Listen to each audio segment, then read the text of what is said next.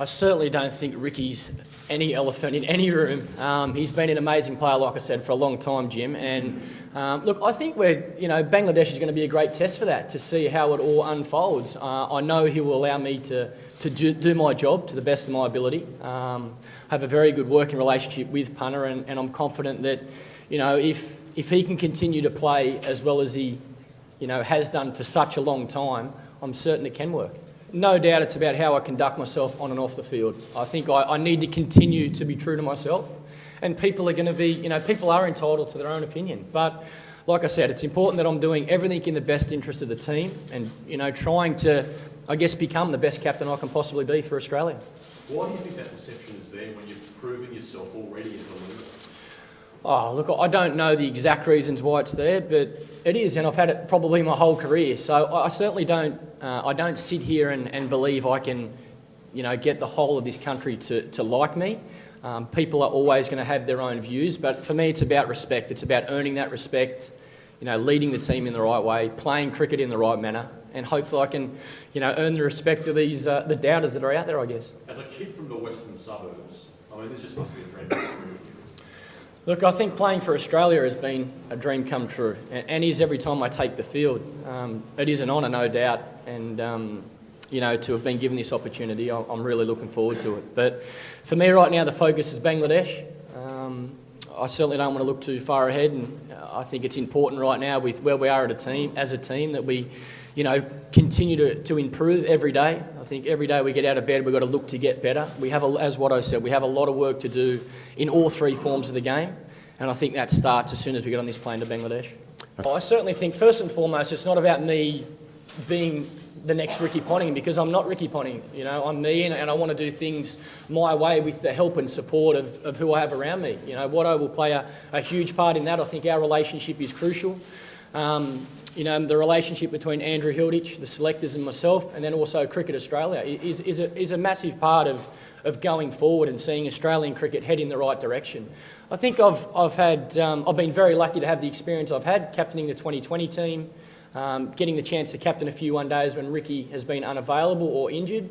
So I think the guys in the team know generally the way I go about my work and what I expect of all of us as the Australian cricket team. So I don't think there'll be too many changes, to be honest, Ken, right now. Our goals, Shane Watson, myself, Ricky Ponting, the Australian cricket team are all exactly the same. We want to become the best team we can be. We want to become, the number one ranked team in all forms, and that's going to take a long time. I think for me the key is that we go back to basics, old-fashioned basics, and make sure we are, like I say, we're getting out of bed every day trying to get better at the three major basics in cricket, and that's batting, bowling, fielding. I think that's probably the one thing I'll be trying to push with Coach Tim Nielsen, that we can really get stuck into. We have a lot of talent in our group, but we have a lot of inexperience as well. So I think it's a great start to improve those basics. I'm not going to reinvent the wheel, as I've said. I think the public and the media have seen, and my teammates have seen the way I go about my work in the games I've had the chance to captain. And my goal is still to try and get the best out of every single player in this Australian cricket team. I've learned a lot as being Ricky's vice captain, and I'll continue to learn from him as a leader. And anybody with that sort of experience can only help somebody like myself or Shane. So I think it's important that we continue to learn from, the guys that have come before us, the current guys we are playing with, and the guys that are coming, into the squad now. I'm very lucky to have a lot of close friends that have represented Australia and that have captained Australia, and I think it's important that I continue to use their experience as well. I think in the games I've played where I've had the chance to captain Australia, I think my form has been pretty good, or it's made me step up. I think that's probably another thing that Ricky has certainly taught me, that to be leading from the front on the field is so important in this great Australian team, and that's obviously one of my main goals. I think my form has been a lot more consistent in one-day cricket of late than Test cricket, but in saying that, I think if I look back past the Ashes, I think my Test cricket form was pretty good. But no doubt I have a lot of work to do and a lot of room for improvement in my game. And that's part, like I said, I'm no different to anybody else in the team. I wake up every day and try and look at how I can get better, and I'd like to sort of look at the same thing. In these 3 one-days coming up, I don't see any reason why Ricky Ponting won't bat at number 3. In his last game for Australia, he scored 100. He's had an amazing career batting at number 3, and I certainly don't think that'll change in these 3 one-day matches. And then we can sit down and have that conversation and assess when we get back. I'm sure it won't change too much significantly, because obviously the things that Ricky has had in place for his tenure of leadership has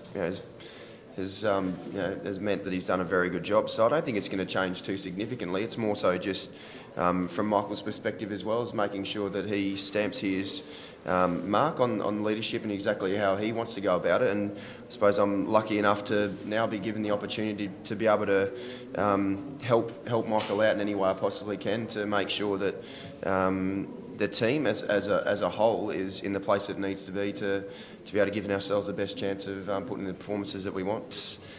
It really has been an amazing couple of years. It's something that I never really thought would be coming my way after, I suppose, my previous part of my career when I really struggled to actually get on the field. So to actually now for things to come together and mean that I'm the vice captain of the Australian career team it's still hard for me to really get my head around. It actually is hard for me to get my head around that I've been able to play for a number of years with the Australian team and been able to contribute as well as I have is something that I never thought actually would come about. So I'm really excited about this new role. I feel like my game's in a really good place now and my mind's in a great place to be able to really have the mental space to really be able to contribute as much as I possibly can. So I'll be doing everything I can to help out Michael especially, and but also the group. Most importantly, the group of getting everyone in the place that they need to be at their best. It's also a very different role. I think it's quite a difficult role, vice captain. I mean, it's not a captain in waiting. It's someone who's got to support Michael absolutely at all times and contribute to the leadership group at all times. But obviously we're watching and hoping that Shane develops. He hasn't had a lot of leadership experience. It's one of the big reasons we made this appointment now, was that the reality is that Shane's such a good player, he's not going to play much domestic cricket. So if he's going to get his leadership skills up to another level, it has to be now and it has to be as vice-captain. So yeah, it'll be a learning curve for Shane, but his first role is to support Michael.